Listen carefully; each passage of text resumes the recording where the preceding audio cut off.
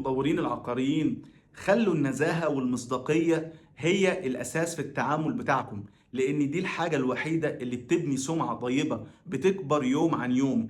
أما المشترين فليهم عندي كذا نصيحة. أول نصيحة: خدوا قراركم كويس جدا جدا وانتوا بتشتروا أي عقار، واسألوا كتير جدا جدا عن المطور العقاري اللي انتوا بتشتروا منه.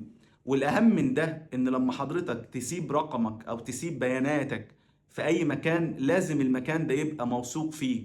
ما ينفعش إن هو يستخدمها في أغراض تانية، وما ينفعش إن هو يديها لأي حد تاني علشان يستخدمها بأي شكل من الأشكال. الممارسة دي ممنوعة من الهيئة القومية لتنظيم الاتصالات في مصر، وأي تجاوز فيها من حقك ان انت تعمل شكوى وتقاضي الشركة اللي انت سبت فيها البيانات واستخدمتها استخدام غير صحيح. السوق العقاري في مصر سوق كبير جدا، وكل يوم الطلب فيه بيزيد، لكن للأسف الشديد